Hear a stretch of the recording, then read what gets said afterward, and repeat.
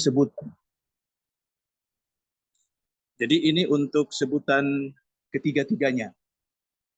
The man of ide dan the man of etik gitu. Jadi inilah kelebihan daripada tokoh-tokoh pendidik, tokoh-tokoh bangsa pada masa yang lalu. Mereka kaya ide dan sekaligus kaya etik. Nah, inilah yang merupakan krisis kita pada era sekarang ya.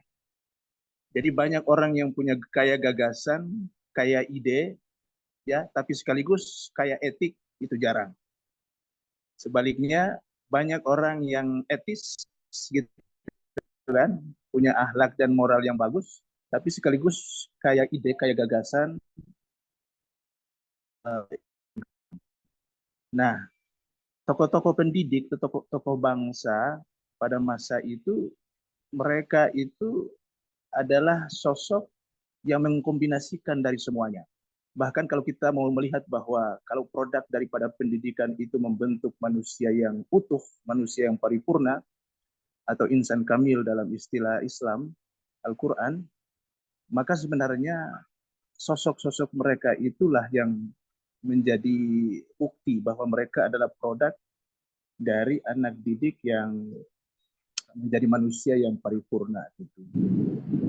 Makanya kan kita melihat bahwa manusia seutuhnya itu apa sih? Coba kita lihat manusia yang paripurna dalam diri mereka. Multi kompleks. Sebagai seorang pemikir, seorang pendidik, seorang seniman, ya kan? Mereka juga usahawan, gitu kan? Tapi juga sekaligus mereka punya jiwa nasionalisme dan patriotisme itu juga luar biasa gitu.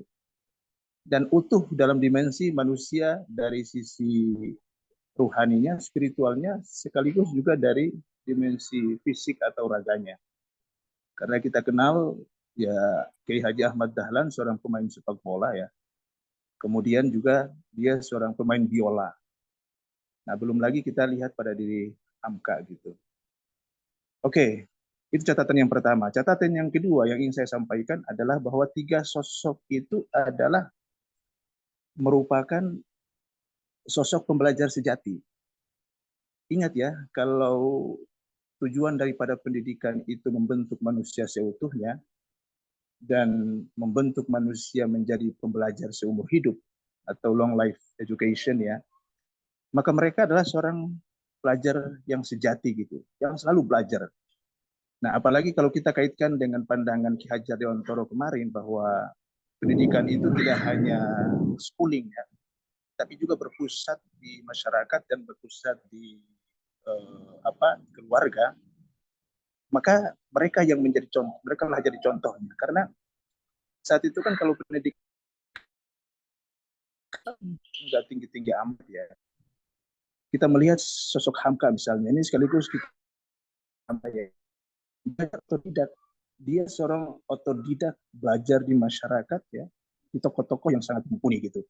Karena dia tidak punya ijazah ya, mungkin pada level-level yang sangat dasar sekali gitu. Makanya kan sejarah mencatat ya, dia belajar secara otodidak dari Koscok Rohaminoto gitu tentang Islam dan sosialisme. Dia juga belajar sosiologi dari Suryo Pranoto. Dia belajar filsafat Islam dari Kiai Haji Mas Mansur. Dia belajar tafsir dari Ki Bagus Hadi Kusumo. Dia belajar studi studi Al-Quran dari Sultan Sultan Mansur. Kemudian di Bandung dia belajar dari Hasan dan Natsir. Nah, itulah yang saya sampaikan tadi bahwa kalau lingkungan pembelajaran itu yang dalam konteks kita sekarang ini lebih mengarah kepada schooling, sekolah, institusi sekolah, maka mereka dulu institusi masyarakat ya yang non formal itu juga menjadi kekuatan tersendiri. Itu dari diri Hamka dan juga pada diri Kiai Haji Ahmad Dahlan. Nah, kemudian yang ketiga yang kita belajar dari tiga sosok ini adalah sosok punya karakter yang sangat mumpuni, karakter yang sangat kuat gitu. Iya kan? Jadi kemarin kalau Ki Hajar Dewantoro kita sudah bahas, Kiai Haji Ahmad Dahlan juga. Nah, Hamka yang karena kemarin kita agak minim pembahasannya, dia adalah sosok yang memiliki karakter yang sangat kuat sekali, ya kan? Nah, jadi apa konteksnya dengan kekinian gitu? Kan individu pembelajar atau manusia pembelajar itu kan kalau ibarat pohon, pohon yang sehat, maka pohon yang sehat itu, Ibu, suara saya masih bisa ditangkap, Ibu ya? Bapak,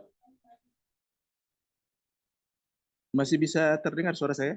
Terdengar Pak, jelas. Terdengar Pak. Oke, oke, oke. Baik. Jadi kalau misalnya produk daripada pendidikan itu adalah menjadi manusia yang paripurna, manusia yang paripurna, pohon yang sehat itu, pohon yang sehat itu apa Ibu dan Bapak sekalian? Pohon yang sehat itu punya akar yang kuat, akar yang menghujam kuat ke bumi, kemudian punya batang yang tinggi menjulang, kemudian dia punya dahan ranting yang rapi, menjuntai rapi, punya daun yang segar dan buah yang bernas gitu. Nah, jadi kalau kita analogikan pohon, maka pendidikan itu yang akar kuat menghujam ke bumi itu adalah karakter gitu. Karakter. Karena kalau misalnya karakter yang merupakan akar pohon itu tidak menghujam ke bumi kuat, maka setinggi apapun pohon itu, ya kan, dia akan mudah diterpa angin dan bisa tumbang. Nah, jadi buat apa sekolah tinggi, buat apa juga kita punya keterampilan yang banyak, tapi kemudian karakternya nggak terbentuk. Nah, karakter itulah yang diisi oleh spiritualitas, diisi oleh agama, diisi oleh estetika, diisi oleh norma, diisi oleh adat istiadat gitu. Jadi dalam kehidupan kita sehari-hari kan juga begitu kan. Buat apa pintar kalau misalnya tidak bisa dipercaya? Buat apa punya keterampilan yang banyak tapi spirit fightingnya itu nggak ada gitu. Tidak sabar. Tidak sabar. Nah, jadi itu pohon yang tinggi itu ya harus diperkuat dengan budaya literasi. Numerasi, literasi, karena dengan budaya literasi yang tinggi, ya itu orang itu bisa dibawa terbang kemanapun gitu. Oke, nah itulah karakter. Dan kalau kita melihat bahwa pendidikan karakter yang akhir-akhir ini memang jadi fokus, karena memang dari ibarat tadi maka akar atau karakter itu menjadi penting. Bagaimana profil dari Hamka yang bisa kita pelajari? Coba kita lihat ya, jejak-jejak dari paham Prof. Hamka itu luar biasa gitu. Dia adalah seorang penulis ya, ada 118 buku, karya buku. Ya walaupun banyak orang yang meragukan ke dalam keilmuan agamanya gitu. Tapi dari sisi produktivitas menulis, tidak ada ulama yang bisa Buya Hamka. Ya kan? Bahkan orang yang mengkritik Buya Hamka pun tidak bisa menulis gitu kan, karya-karya itu gitu. Jadi dari sastra, dari tafsir Al-Qur'an Al-Azhar yang sangat apa lagi namanya? Tafsir Al-Azhar yang sangat monumental, dia juga tentang tasawuf dan lain-lain sebagainya. Kemudian kalau kita lihat dari karakter yang kuat juga apa? Dia membawa MUI ya. MUI itu punya reputasi yang sangat dihormati pada saat dia memimpin MUI. Pada saat di mana ulama sekarang ini kita melihat ya kedekatan dengan Umara itu bahkan pada konteks ya, mohon maaf kalau dalam tanda petik itu menjilat gitu. Nah Hamka justru pada saat itu dia membawa MUI punya reputasi gitu. Ketika dia berlawanan dan memberikan masukan-masukan yang konstruktif atau bahkan tidak sejalan dengan pemerintah yang berakhir dengan penjara pada saat itu. Yang ketiga, siaran yang dipelopori oleh Buya Hamka di TV itu menjadi ikon ya, menjadi trendsetter ya untuk dakwah pada saat itu. Nah, yang terakhir kaitan dengan pendidikan, kita melihat bahwa kaitan dengan pendidikan itu saya sempat mencatat bahwa perguruan Al-Azhar itu dengan jaringan sekolah yang sangat meluas itu jadi ikon daripada kelas menengah, dan mungkin itu juga jejaknya sampai pada saat ini. Nah, saya kira itu catatan penting dari ketiga tokoh tersebut, bahwa mereka adalah sosok-sosok guru sejati. Jadi kemarin kan kita sudah bahas bahwa guru itu dari bahasa atau kata Sanskerta. Gu artinya gelap, ru artinya menghilangkan. Jadi fungsi daripada guru itu adalah dia datang untuk menghilangkan kegelapan gitu. Dan inilah sosok-sosok dari guru ya, guru sejati. Dan saya kira ini menjadi inspirasi kita pada saat ini. Dan catatan yang paling terakhir bahwa kalau kita menjadi seorang manajer pendidikan, maka ketiga tokoh ini juga menjadi contoh. Pertama, Kiai Haji Ahmad Dahlan. Dia pendidikan, entrepreneur ekonomi yang sangat kuat gitu.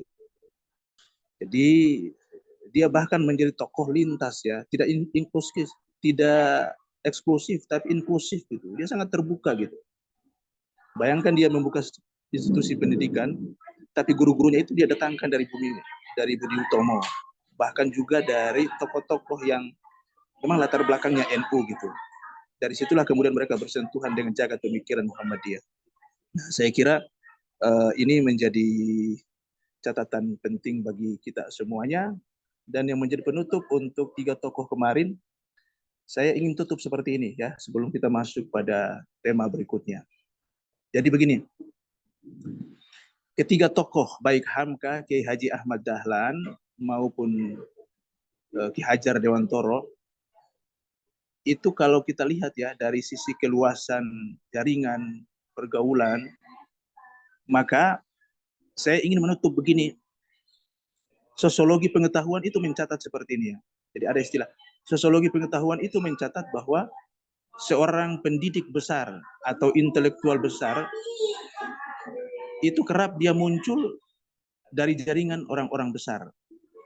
Ingat ya, seorang pendidik besar, seorang tokoh besar itu muncul kadang dari jaringan orang-orang besar.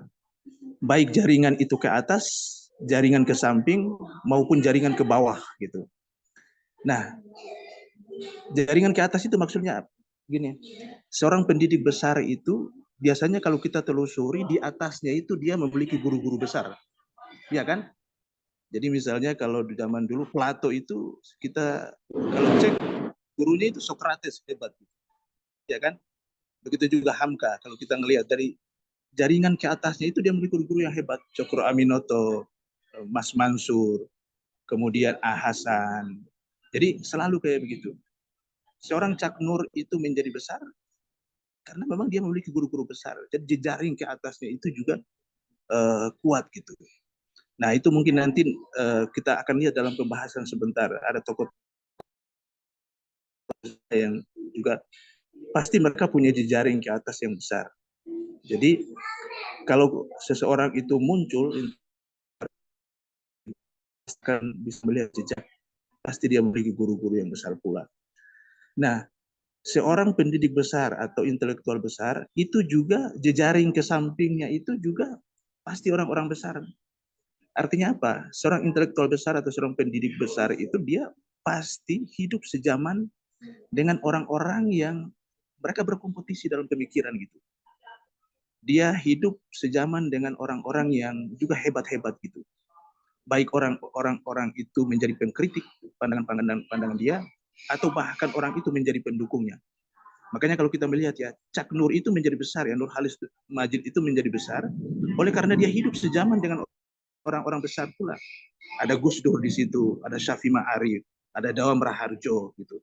Nah, orang-orang yang besar yang hidup dengan sejaman dengan dia itulah yang juga membesar. Nah, terakhir, para pendidik besar, intelektual besar itu juga punya jejaring ke bawahnya juga kuat.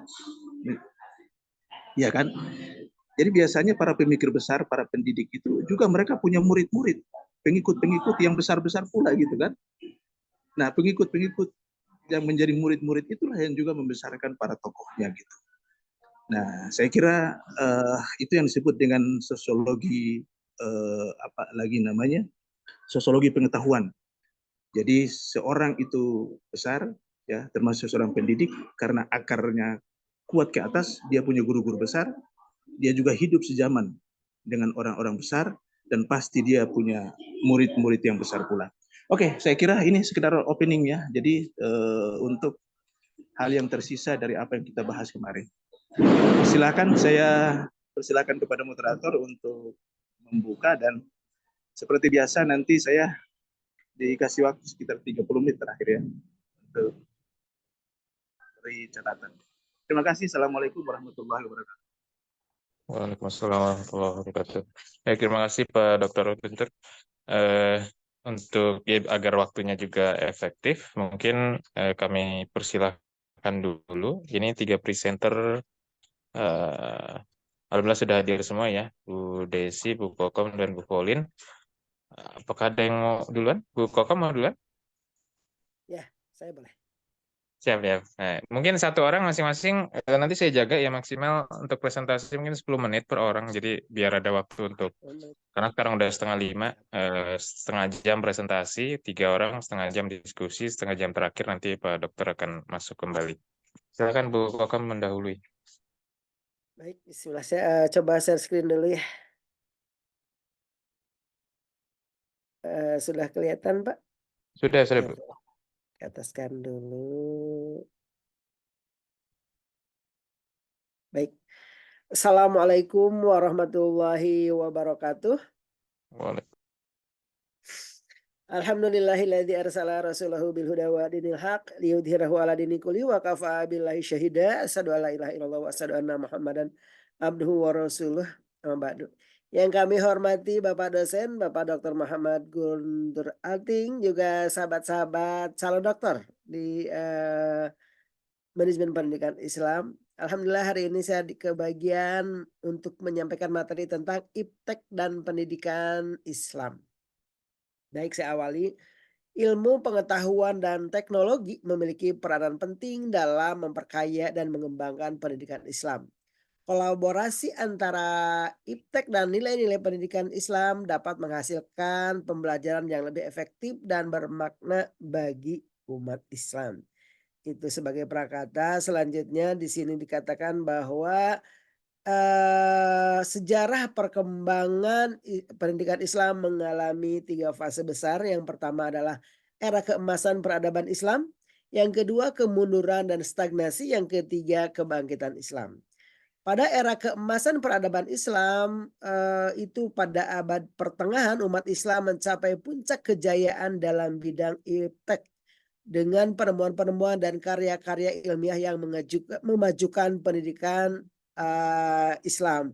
Kita pahami, kita sadari, dan kita sangat mengerti bahwa bagaimana umat Islam mengalami masa-masa kejayaan. Hadirnya para tokoh ilmuwan, hadirnya para ilmuwan, filsafat dan sebagainya. Sampai-sampai itu bisa mendobrak ya peradaban yang sudah sekian lama. Di situ dikaji berbagai ilmu pengetahuan dari Romawi, dari berbagai hal, penerjemahan-penerjemahan, sehingga Islam mengalami masa yang sangat gemilang. Sampai dikatakan bagaimana orang barat baru belajar mengejak, kita umat Islam sudah sampai ke berbagai ilmu pengetahuan yang luar biasa. Kemudian masa berikutnya adalah kita mengalami kemunduran dan stagnasi. Kemunduran dan stagnasi ini terhambat oleh berbagai faktor, ada sosial politik, bagaimana umat Islam sudah terkena serangan penyakit al-wahnu, cinta dunia. Umat Islam mulai terjadi perebutan kekuasaan pada diri kita, kemudian serangan-serangan dari berbagai hal, akhirnya kita mengalami kemunduran ini sampai begitu pahitnya dikatakan bahwa umat Islam lari-lari ke pelosok, umat Islam masuk ke dinding-dinding yang sepi, menjadi sufi dan sebagainya. Kemudian kekayaan kita pun diluluhlantahkan, sampai seperti itu keadaan umat Islam. Tetapi akhirnya umat Islam kembali bangkit, kembali merasa membutuhkan kembali hadir kembali tokoh-tokoh yang membangkitkan umat Islam. Dan mungkin seperti tadi yang disampaikan oleh Bapak, bagaimana para tokoh Islam yang di Indonesia, salah satunya Kiai Haji Dahlan sampai Muhammadiyah hari ini pun melanjutkan perjuangan untuk kebangkitnya umat Islam, ya itu salah satunya. Kemudian tadi bagaimana Buya Hamka dan sebagainya. Kemudian sekarang bagaimana peranan teknologi dalam mempelajari pendidikan Islam. Teknologi sangat, bermanfaat sekali dalam pembelajaran pendidikan Islam. Ada 4 hal di sini yang saya sampaikan. Yang pertama adalah meningkatkan efektivitas, yang kedua peningkatan interaktivitas, yang eee, ketiga pengayaan materi, yang keempat pengembangan kreativitas. Peningkatan efektivitas. Teknologi dapat meningkatkan efektivitas dan efisien dalam proses pembelajaran pendidikan Islam, seperti penggunaan multimedia dan sistem digital. Jadi hari ini dunia pendidikan sudah sangat terpapar dengan dunia digital. Bagaimana keadaan AI, bagaimana keadaan berbagai macam aplikasi-aplikasi yang memudahkan untuk guru menyampaikan informasi, membuat materi, membuat belajar itu menjadi enjoy, nyaman, dan sebagainya dengan berbagai aplikasi. Karena temanya selaras tiga-tiganya, kita mungkin selesaikan presentasi sekaligus ya. Baru kemudian tanya jawab. Mungkin ada pertanyaan-pertanyaan yang terkait soalnya. Kami persilakan presenter berikutnya, Bu Desi. Sudah ready? Bu Baik, Desi. terima kasih. Ya. Silakan Bu Desi. Terima kasih Pak Raihan. Izin Pak Dokter.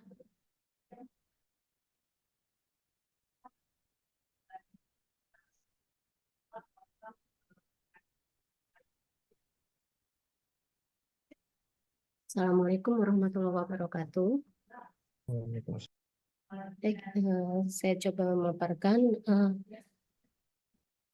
paparan saya yang berjudul Kemajuan Sains dan Teknologi dalam Pendidikan Islam.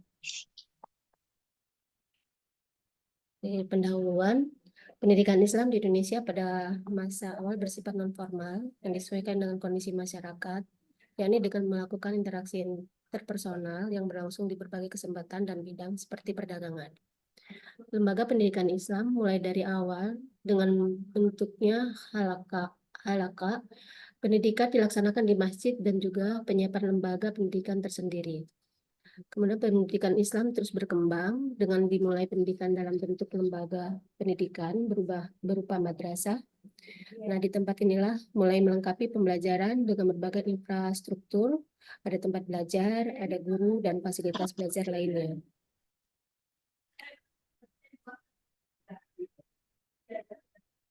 Kemudian pertumbuhan dan perkembangan pendidikan Islam di Nusantara. Yang pertama di masa Kerajaan Islam di Sumatera. Kerajaan Islam di Sumatera berdiri pada abad ke-13. Pada masa itu kerajaan ini dikenal dengan nama Kerajaan Sriwijaya. Pada abad ke-14 merupakan pada masa kejayaan kerajaan ini yang telah membentuk sebuah sistem pemerintahan yang kuat dan berdasarkan pada hukum dan keadilan. Selain itu, kerajaan ini telah menyebarkan agama Islam di wilayahnya. Selanjutnya, Kerajaan Perak di Aceh. Rajanya yang pertama, Sultan Alauddin, itu pada tahun 1161 sampai 1186. Kemudian puncak kebesaran Aceh ini pada masa Sultan Iskandar Muda, yaitu tahun 1607 sampai 1636, yang menguasai pelabuhan di pesisir timur Sumatera sampai Asahan dan pantai Sumatera Barat. Awal penyebaran Islam dan pendidikan Islam di Nusantara dimulai dari Samudra Pasai, Malaka, dan Aceh sebagai pusat pendidikan dan pengajaran agama Islam.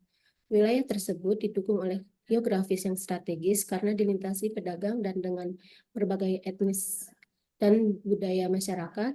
Dari sinilah agama Islam tersebar ke seluruh Nusantara melalui karya ulama serta murid-murid yang menuntut ilmu. Selanjutnya, Kerajaan Islam di Jawa. Kerajaan Islam di Jawa meliputi Kerajaan Islam Demak, Pajang, Mataram, Cirebon, dan Banten. Pendidikan Islam berlangsung di Kerajaan Demak, Pajang, dan Mataram beriringan dengan kegiatan dakwah Islam yang dilakukan para ulama dan wali. Raden Fata adalah raja pertama di Demak, lulusan santri perguruan Islam Ampel Denka Surabaya. Kesultanan Demak mencapai zaman kemajuannya yaitu pada kekuasaan Sultan Trengganu tahun 1524 sampai 1546. Demak berkembang menjadi kerajaan terkemuka dan pusat Islamisasi. Masjid Demak terkenal sebagai tempat berkumpulnya Wali Songo yang dianggap paling berpengaruh dalam penyebaran Islam di Jawa. Sistem pelaksanaan pendidikan dan pengajaran agama Islam di Demak mempunyai kemiripan dengan pelaksanaan pendidikan di Aceh, yaitu dengan mendirikan masjid di tempat sentral suatu daerah.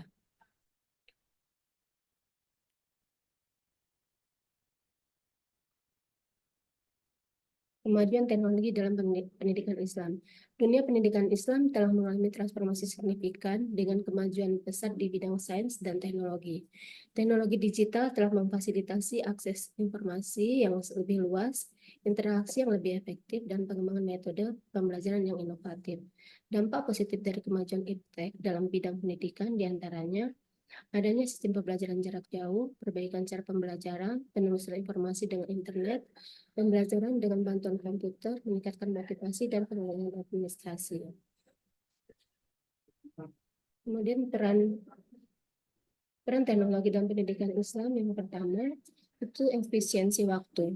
Teknologi memungkinkan proses pembelajaran agama yang lebih efisien dengan akses yang cepat ke materi dan alat bantu digital yang mempermudah pemahaman.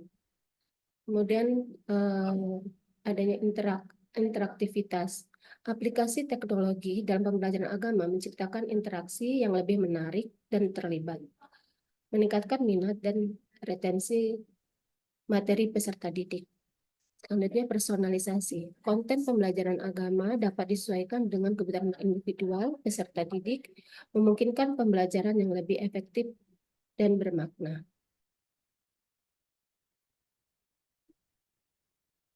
Penggunaan media digital dalam pengajaran Al-Quran dan Hadis. Perkembangan teknologi digital telah membuka peluang baru dalam pengajaran Al-Quran dan Hadis. Guru dapat memanfaatkan berbagai media digital seperti video, animasi, dan aplikasi interaktif untuk memperkaya proses pembelajaran. Dengan menggunakan media digital, siswa dapat berinteraksi secara aktif dengan konten pembelajaran dan memahami materi dengan lebih menarik dan efektif. Hal ini dapat meningkatkan minat dan pemahaman mereka terhadap ajaran Islam. Tentu kita semua mengucapkan terima kasih ya kepada Ibu Kokom, Ibu Desi, dan Ibu Pauline. Ya. Paling tidak sudah menyampaikan sari-sari pikirannya, gagasan-gagasannya, dan tadi juga ada semacam kontribusi ya, ide gagasan atau bahkan ingin melakukan pendalaman. Oke, saya berusaha keras untuk bagaimana menjahit 3 tema ya.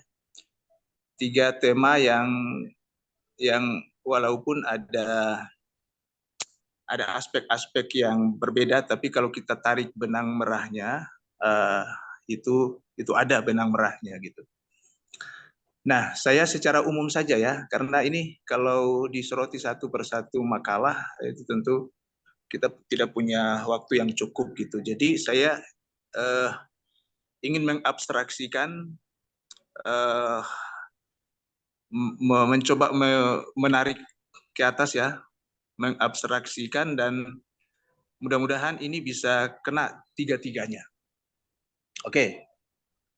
Pertama, saya lihat dari baik makalah PPT maupun apa yang disampaikan tadi, saya belum melihat atau kita semua belum diajak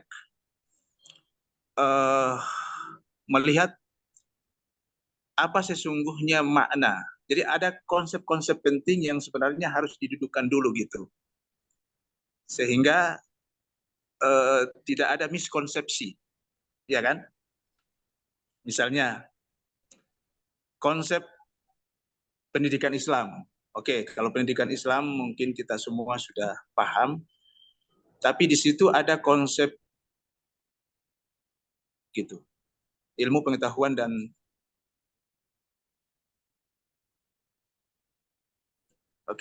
itu satu konsep. Karena bagi saya dalam konteks penulisan ilmiah seperti ini, pemahaman kita terhadap sebuah konsep itu tidak bisa kita tidak bisa bersandar kepada sebuah pemahaman yang common sense gitu, pemahaman yang umum gitu. Karena jangan-jangan yang dimaksud oleh pemakalah tentang konsep itu berbeda dengan yang kita pahami gitu, ya kan? Misalnya kan di situ ada konsep ipteks, ada konsep peradaban, gitu, ada konsep sains, ada konsep teknologi. Nah, ingat bahwa kita ini sangat kaya dengan term atau kita sangat kaya dengan definisi-definisi gitu. Dari menu definisi yang sangat banyak, sesungguhnya kita ingin menegaskan bahwa posisi kita itu di mana. Oke, sekarang sepintas saya melihat makalah itu harusnya ini masukan untuk semuanya. Kalau coba kenali tema ya, itu kan konsep itu kan kita amati dulu dari tema. Misalnya kan kontribusi ipteks ya dalam kebudayaan, dalam peradaban Islam gitu. Katakanlah gitu. Ini mohon maaf kalau saya dalam perjalanan nggak ngelihat detail gitu. Kenali konsep dari judul itu dan dudukan konsep itu dari awal. Nah, sehingga kita semua punya pemahaman, oh yang dia maksudkan dengan kebudayaan atau peradaban itu adalah ini, atau ipteks itu adalah ini. Oke, saya sedikit mau berinteraksi gitu. Tidak spesifik ke pemakalah, tapi untuk semuanya gitu. Coba sekarang. Apa yang Ibu dan Bapak pahami tentang apa lagi namanya sains? Apa itu sains? Singkat-singkat aja, kita TikTok aja gitu. Silahkan, ada yang mau respon? Sains itu apa? Ilmu pengetahuan. Belum lengkap. Bagus. Ilmu pengetahuan. Masih ada menambahkan, menyempurnakan? Apa itu? Ilmu pengetahuan itu udah benar. Itu banyak jenis-jenis ilmu pengetahuan gitu. Nah, sains itu masuk dalam jenis ilmu pengetahuan apa? Ilmu pengetahuan ilmu terapan. ya ilmu Apa? pengetahuan yang mempelajari alam semesta beserta isinya, Pak. Oke. Yang lain?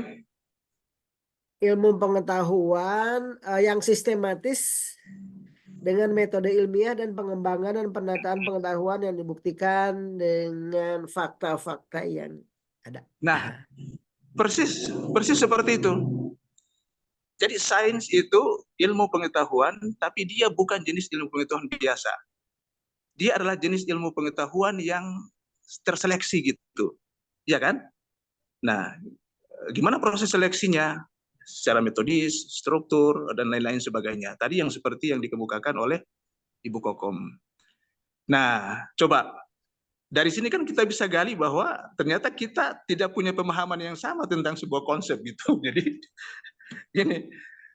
ini kita bicara tentang gajah misalnya. Dudukan dulu gajah itu apa, ya kan?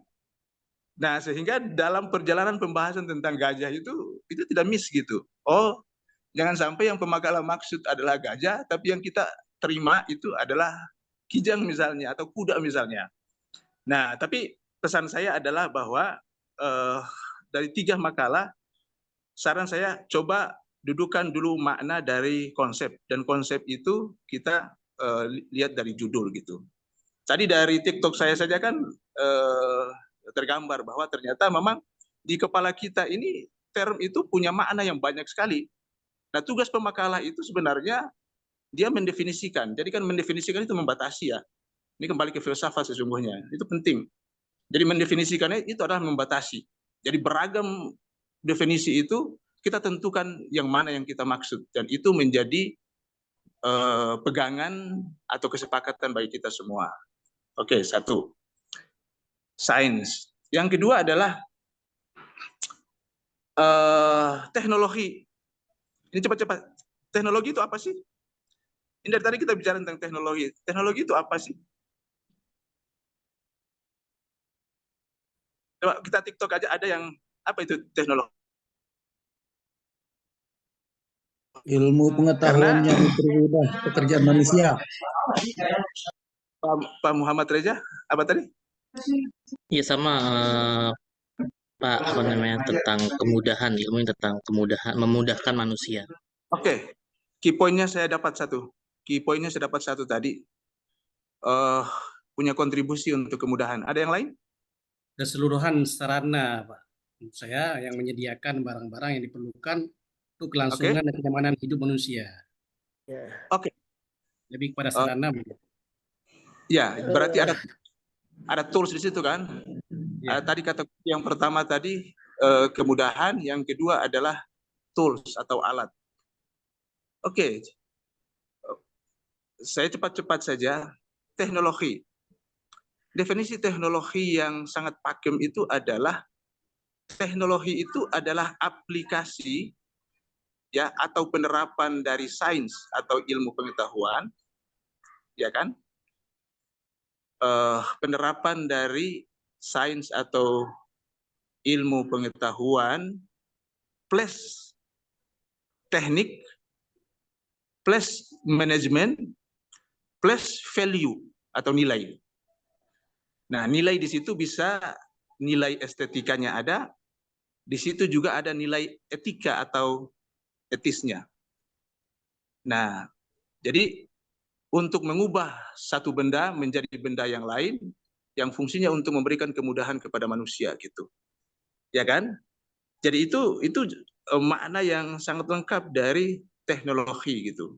Jadi situ kita sudah bisa melihat ya, ternyata teknologi itu ya itu tadi dia mulai dari ilmu pengetahuan, aplikasi atau penerapan ilmu pengetahuan itu dengan sentuhan secara teknis, dia melibatkan manajemen, di situ juga dia melibatkan value atau nilai itu ada estetikanya, ada juga etiknya, gitu kan? Nah sehingga kita melihat bahwa produk-produk daripada dalam teknologi itu inherent di dalamnya ada keindahannya gitu kan, apapun itu hasil estetikanya. Tapi di balik dari estetika itu juga ada nilai etisnya gitu. Nah, disinilah nilai etisnya itulah kontribusi dari pendidikan Islam.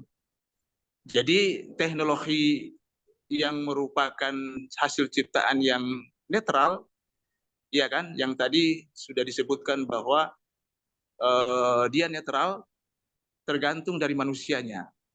Jadi the man behind the gun gitu. Teknologi itu netral, tapi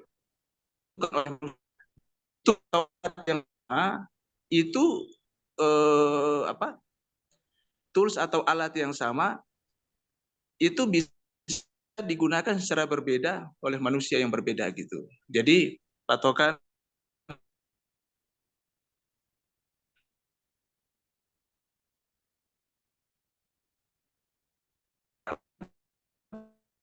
lihat bahwa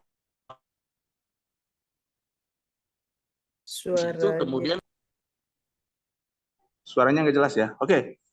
Sekarang kalau kita berbicara tentang teknologi, peradaban, kebudayaan dan lain-lain sebagainya, maka sesungguhnya saya ingin sampaikan bahwa ini supaya ada daya perekat dari diskusi kita ini, saya ingin sampaikan gini. Karena ini kan kaitan dengan kontribusi terhadap pendidikan, maka pertama adalah kita harus memulai untuk mengenali pendidikan itu mulai dari apa sih prinsip-prinsip atau kaidah-kaidah dasar dari pendidikan itu. Itu satu. Terus yang kedua adalah apa sih cara atau metodologinya. Dan yang ketiga adalah tools atau alat yang digunakan atau instrumen yang digunakan. Nah, pertama adalah tentang kaidah atau prinsip-prinsip dari pendidikan, apalagi pendidikan Islam, itu sesuatu yang memang Ini soalnya apa namanya? Ya, udah suara berkuliah nih. suara Soalnya saya besok mau presentasi jadi nggak konsen bisa berdoa. ini ada yang bocor nih suara saya. Ini bocor, Budin. Suara saya masih bisa ditangkap? Bisa, Dok? Bisa. Bisa, Pak. Ibu dan Bapak, nggak apa-apa ya, kita lanjut sedikit lagi ya. Yang jelas tidak melampaui dari waktu maghrib. Nah, jadi pembimbingan pendidikan, kenal tentang prinsip dasar pada pendidikan, terutama pendidikan Islam. Karena prinsip atau kaidah dasar dari pendidikan itu dia tidak pernah berubah dari waktu ke waktu, dari zaman ke zaman gitu. Itu juga. Yang berubah itu adalah pendekatan, metodologi, dan termasuk adalah alat atau tools-nya. Itu yang berbeda. Tapi prinsipnya itu harus kita kenali betul, dan itu tidak bisa berubah. Nah sekarang, kalau kita berbicara tentang pendidikan Islam, ya, pendidikan Islam itu kalau kita lihat esensinya atau endingnya itu apa, Ibu dan Bapak sekalian?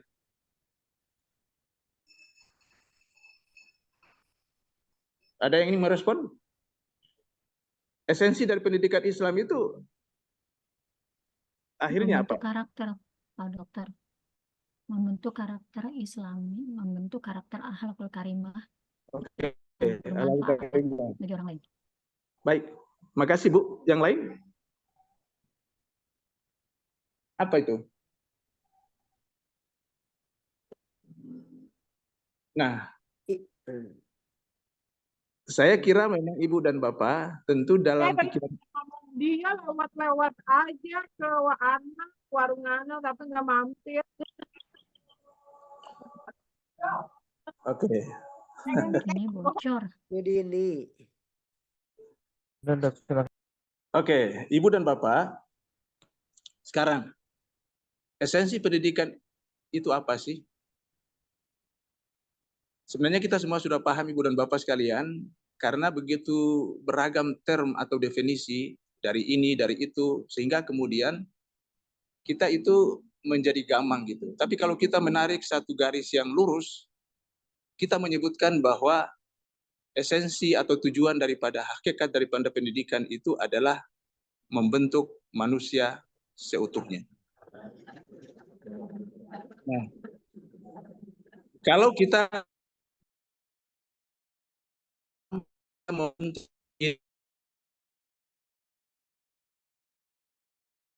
jadi manusia seutuhnya, manusia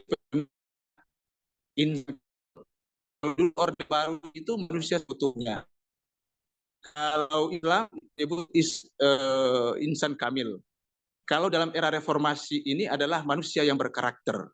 Ya, term atau istilahnya beda-beda, tapi barangnya itu juga gitu kan.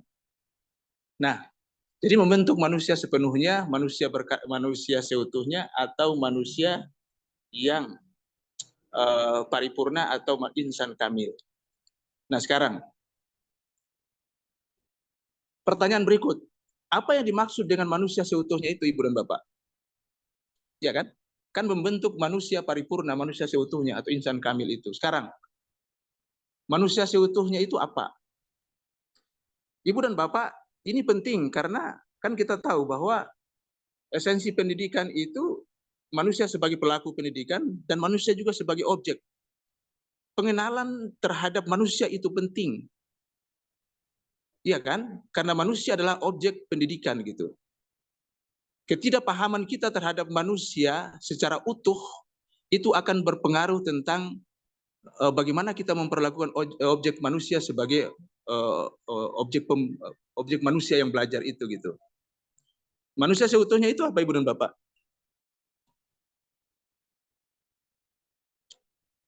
Oke, atau kalau insan kamil kita bawa dalam konteks Islam gitu. Insan kamil itu apa Ibu? Manusia yang sempurna dari segi wujud dan pengetahuannya mungkin ya, Pak Dokter. di mana manifestasi sempurna dari citra Tuhan dan mencerminkan nama-nama sifat Tuhan secara utuh. Oke, ini dari siapa? Pak Reza ya? Persis seperti itu. Jadi kalau insan kamil itu, kalau kita lihat dalam Al-Quran, jadi ini biar sedikit bernuansa pengajian ya Ibu dan Bapak. Kalau insan kamil itu kita merujuk dalam Al-Quran itu kan ada 3 term. Bashar, kemudian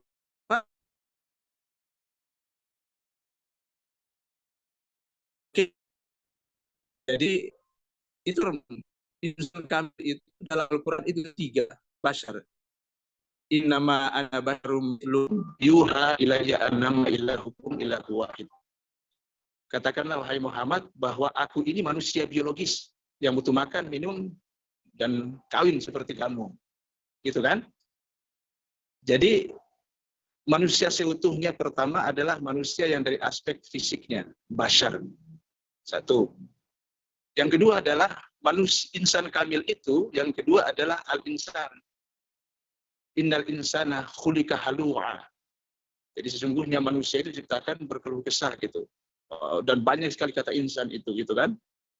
Nah, itu yang dalam pengertian negatifnya, tapi al-insan dalam Al-Qur'an itu banyak disebutkan hal-hal yang positifnya. Seperti yang Pak Reza menyebutkan tadi, insan itu manusia dalam aspek ruhaniyahnya, aspek spiritualitasnya gitu. Insan dalam aspek rohaniah, di situ memang dia bagian daripada titisan Tuhan gitu kan. Karena fisik atau jasad ini kan ditiupkan oleh roh, dan roh itu dari Tuhan gitu. Nah, karena itu memang salah satu risalah atau tugas manusia itu adalah menebarkan sifat-sifat ketuhanan itu. Karena al-insan itu. Yang ketiga adalah an-nas. Nah, an-nas itu adalah manusia dalam konteks sosial. Ya ayuhan nas, inna khalaqnakum min dzakarin aw untha. Ciptakan kamu laki-laki dan perempuan, bersuku-suku dan berbangsa-bangsa, lita'arafu. Jadi beragam, berbeda, itu bukan untuk berkonflik, tapi lita'arafu, untuk saling mengenal. Untuk saling menyempurnakan antara satu dengan yang lain. Nah, itu dalam konteks Al-Quran.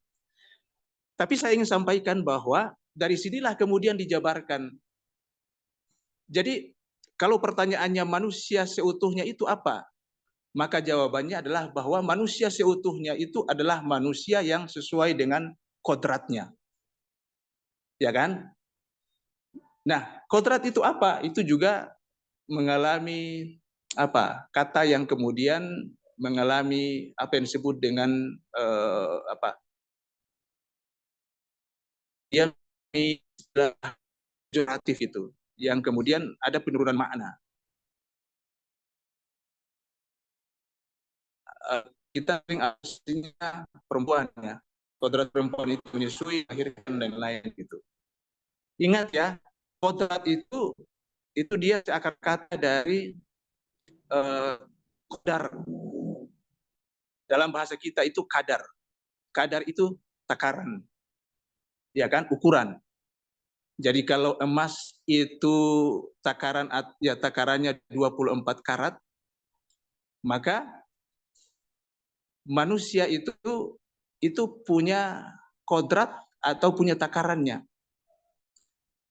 Takaran atau kodrat manusia itu harus kita kenali. Karena dialah ya, kenapa kita harus kenali? Karena dialah yang menjadi objek di mana kita akan melukis gitu. Ya kan? Jadi maksudnya gini, coba ya. Tadi kan ada istilah pembentukan karakter gitu. Jadi karakter itu lukisan atau pahatan ya. Kalau kita lihat esensinya. Karakter itu lukisan atau melukis atau memahat gitu. Jadi kalau misalnya seorang pemahat itu sebelum dia mengerjakan pahatan terhadap kayu itu, maka dia harus betul-betul mengenali tentang tekstur, tentang seluk-beluk daripada kayu yang akan dia ukir. Nah, ingat Ibu dan Bapak sekalian, pendidikan itu esensinya adalah kita memahat. Seorang pendidik atau seorang guru itu, dia akan memahat ya nurani dan hati daripada manusia. Bagaimana mungkin kita bisa memahat hati manusia kalau kita tidak mengenal manusia dari berbagai dimensi gitu. Nah, karena itu saya ingin sampaikan bahwa betapapun zaman ini berkembang, zaman digitalisasi dan lain-lain sebagainya, maka hal yang paling kuat untuk kita harus tahu adalah tentang kodrat manusia itu gitu. Nah, oke, tadi kodrat manusia itu apa? Pertama adalah manusia itu makhluk individu sekaligus sebagai makhluk sosial. Kalau kita tafsirkan logis,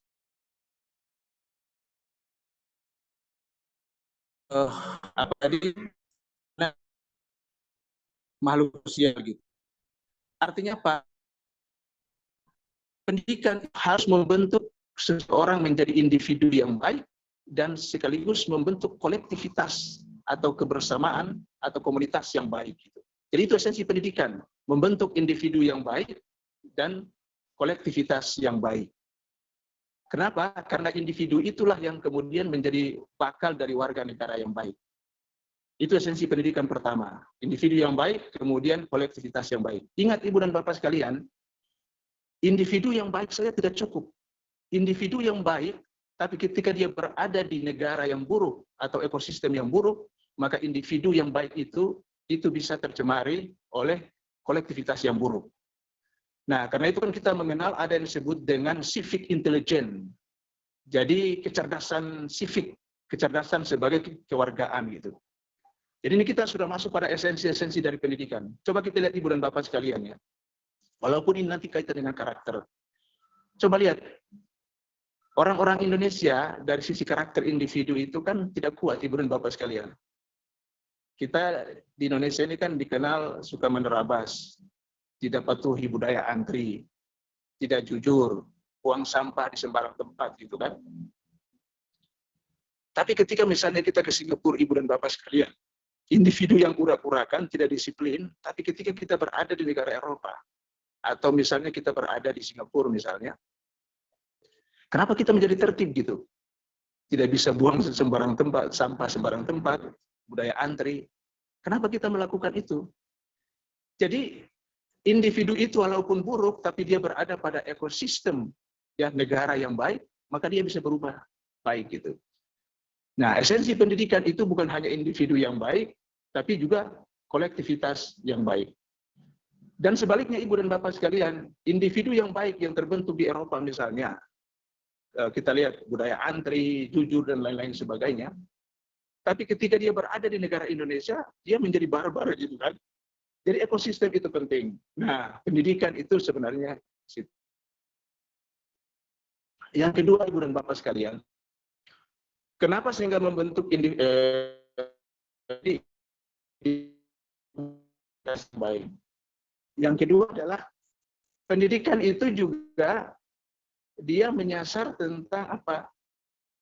Membentuk manusia itu secara partikular dan universal gitu. Secara partikular Ibu dan Bapak sekalian, tadi kan kita adalah makhluk fisik, makhluk biologis. Artinya kalau kita sebagai makhluk biologis, partikular itu artinya kita ini menempel kepada ruang dan waktu Ibu dan Bapak sekalian.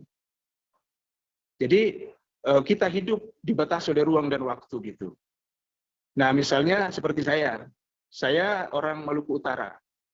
Coba lihat gitu kan, sebagai individu, karena hati, pikiran, dan fisik saya ini menempel di geografi atau kultur budaya Maluku, sehingga Ibu dan Bapak bisa lihat kan, dari sisi bahasa saja saya, langgam saya itu kan beda dengan Ibu dan Bapak gitu.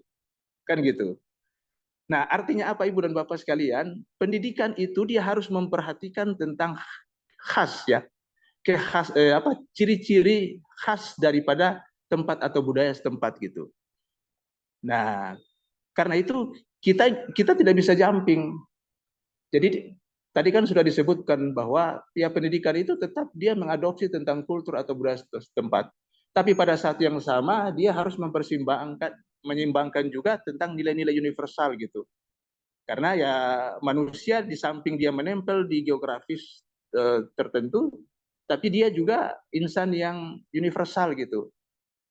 kita menjadi warga dunia gitu kan. Kenapa? Karena kita ada kesadaran kita lahir dari nenek moyang yang sama, betapapun etnis kita beda, tapi darah kita tetap warna merah. Orang Afrika ya sekalipun kulitnya seperti itu, tapi darahnya merah. Kemudian tulangnya juga putih seperti itu. Nah, sehingga dengan demikian pendidikan yang kita terapkan itu juga harus mempertimbangkan itu. Tidak bisa metode yang kita gunakan untuk anak-anak didik di pesisir, kemudian anak-anak didik yang di pantai atau di pegunungan itu beda. Itu dua. Yang ketiga,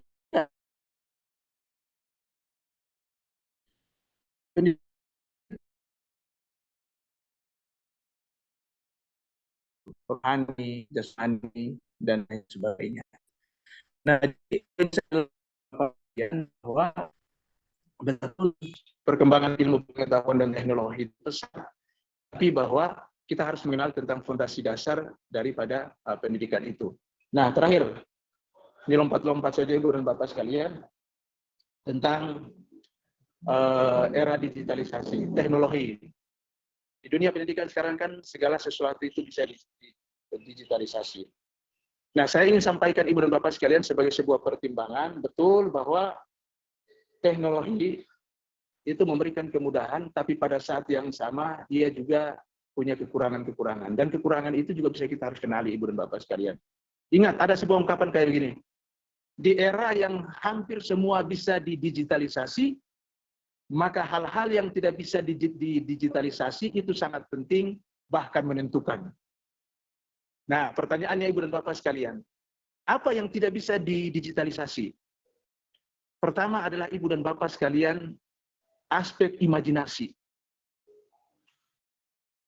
Ingat ya, manusia itu punya emosi, manusia itu punya imajinasi, manusia itu punya daya hayal. Fakultas-fakultas yang ada pada diri manusia ini tidak bisa disentuh oleh teknologi gitu. Jadi teknologi itu kan nggak punya emosi, dia nggak punya perasaan gitu. Emang dia didirect atau diciptakan sesuai dengan sesuai dengan programnya gitu kan. Nah, karena itu Ibu dan Bapak sekalian, sekali lagi di era digitalisasi ini hal-hal yang tidak bisa digitalisasi, maka itu dia menjadi penting dan sangat menentukan. Nah, disitulah memang aspek manusia itu sangat penting gitu kan. Nah, karena itu Ibu dan Bapak sekalian, kalau kita melihat bahwa di era digitalisasi ini kan memang disrupsi atau akselerasi itu memang, kan disrupsi itu kan tidak terjadi sekarang ini saja Ibu dan Bapak sekalian gitu. Dulu juga terjadi disrupsi gitu. Jadi kalau misalnya kalau Yudi Latif itu menyebutkan bahwa dulu ya, kalau zaman itu berakhir bukan berarti presiden habis, itu bukan berakhir bukan karena lokalnya habis, tapi karena datang zaman besi misalnya. Nah, Ibu dan Bapak sekalian, disrupsi itu terjadi pada masa-masa juga sudah ada gitu. Apa bedanya dengan sekarang? Kalau dulu disrupsi itu dia secara linear, dia membutuhkan waktu sehingga manusia itu bisa melakukan adaptasi sebelum datang teknologi atau tren yang baru. Maka di disrupsi pada era sekarang ini Ibu dan Bapak sekalian, tingkat kecepatan dan kerapatan itu sangat luar biasa Ibu dan Bapak sekalian. Ya kan, sehingga kita ini baru belajar tentang sebuah produk teknologi yang baru, belum selesai tuntas sudah datang lagi yang baru Ibu dan Bapak sekalian. Nah, itu yang membedakan dengan zaman dulu. Tingkat kecepatan atau kerapatan itu beda. Sekarang ini akselerasinya itu cepat dan kecepatan itu sudah menjadi normalisasi. Nah, makanya ada hal yang paling penting Ibu dan Bapak sekalian, yang saya ingin sampaikan kepada Ibu dan Bapak sekalian, sistem pendidikan Islam yang kita kembangkan ke depan, itu tidak boleh dia bersandar kepada tantangan dan ancaman. Karena kalau misalnya kurikulum yang kita desain itu dia berdasarkan terhadap ancaman dan tantangan, iya kan?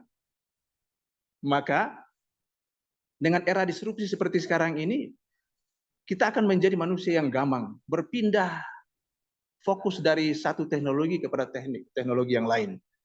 Makanya kan ada istilah yang sangat khas seperti ini, bahwa sistem pendidikan Islam itu dia tidak boleh mencetak manusia pembelajar seperti batu bata istilahnya. Ya kan? Ingat ya, kalau kita menciptakan batu bata, maka permintaan pasar tentang batu bata itu habis, maka pembelajar atau manusia yang kita ajarkan itu juga akan kapasitasnya akan terbatas di situ. Tapi di era disrupsi ini, kurikulum yang kita desain itu adalah mencetak tanah liat. Jadi tanah liat itu dia adalah cetakan dasar yang kemudian dia bisa bertransformasi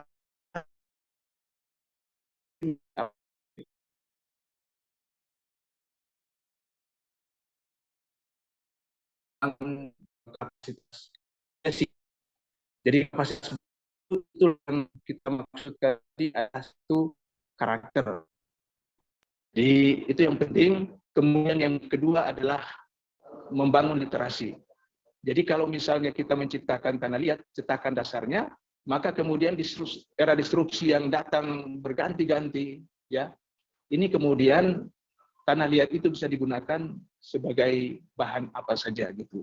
Jadi manusia yang kita cetak itu adalah manusia yang sangat lentur gitu. Dia akan bisa menyesuaikan dengan konteks zaman. Tentu Ibu dan Bapak sekalian, bahwa apa lagi namanya, di samping karakter yang kita bangun, maka di situ juga kreativitas.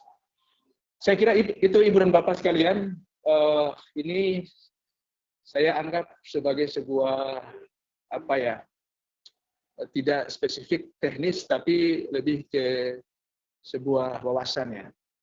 Jadi wawasan pendidikan, wawasan teknologi, dan juga wawasan peradaban atau kebudayaan. Saya ingin tutup Ibu dan Bapak sekalian karena ini kaitan dengan kebudayaan dan peradaban. Karena konsep itu juga tadi tidak didudukkan gitu. Ya kan? Ada yang menyebut bahwa apa bedanya kebudayaan dan peradaban? Ada yang menyebut bahwa peradaban itu adalah bagian yang soft dari kebudayaan. Karena kalau kita membaca Kunchara Nigrat itu kan dia melihat bahwa wujud kebudayaan itu ada 3. Kebudayaan dalam wujud aide, idealnya itu gagasan, nilai, norma, spiritualitas, itu yang ideal. Wujud kebudayaan yang kedua adalah apa lagi namanya, pola tindakan. Pola tindakan atau perilaku yang berpola. Itulah yang kemudian membentuk sistem sosial, itu yang sudah terwujud. Dan wujud kebudayaan yang ketiga adalah kebudayaan dalam wujud artefak atau benda-benda hasil karya yang terwujud gitu. Nah, peradaban itu dia masuk pada wujud yang ideal, yang soft, karena dia peradaban dari kata ada etika, ada moral, ada sopan santun. Peradaban itu justru lebih luas daripada kebudayaan. Nah, ini kan juga pro kontra gitu. Di mana pemakalah kemudian mendudukan ini. Nah, itu juga posisinya yang kita tidak bisa lihat. Tapi saya ingin menutup seperti ini, Ibu dan Bapak sekalian. Arnold Toynbee itu menyebutkan seperti ini, bahwa kebudayaan itu punya lapisan-lapisan. Lapisan yang terluas dari kebudayaan, yang terluar dari kebudayaan itu adalah iptek, ilmu pengetahuan dan teknologi. Lapisan yang kedua yang terdalam adalah estetika, ya kan? Seni. Lapisan yang ketiga adalah etika. Dan lapisan yang terakhir adalah spiritualitas. Dan dia sudah melakukan penelitian atau riset hampir di semua kebudayaan-kebudayaan besar di dunia. Ada 27 kebudayaan atau peradaban yang sudah dia melakukan riset. Dia katakan bahwa kalau sebuah peradaban atau kebudayaan itu ingin langgeng bertahan lama, maka dia harus punya jantung pertahanan yang kuat. Dan jantung pertahanan yang kuat itu adalah di aspek spiritualitasnya. Disinilah Ibu dan Bapak sekalian kontribusi daripada pendidikan Islam. Pendidikan Islam akan memperkuat lapis yang terdalam dari kebudayaan, yakni spiritualitas. Karena di jantung spiritualitas inilah kebudayaan atau peradaban apapun dia tetap akan bertahan lama. Tapi ingat Ibu dan Bapak sekalian, bahwa sebuah kebudayaan dan peradaban itu, jikalau dia ingin mempengaruhi kebudayaan atau dia menghegemoni kebudayaan atau peradaban yang lain, maka dia harus memperkuat aspek terluarnya, yakni aspek ilmu pengetahuan dan teknologi. Kalau kita ingin menaklukkan atau menghegemoni kebudayaan atau peradaban yang lain. Nah, karena itu mau tidak mau Ibu dan Bapak sekalian, walaupun jantung pertahanan spiritualitasnya kuat, tapi kita lemah di ilmu pengetahuan dan teknologi, maka kita tidak akan bisa bersaing, berkompetisi, dan kita tidak akan dibuat berdaya berhadapan dengan kebudayaan atau peradaban yang lain, peradaban Barat misalnya.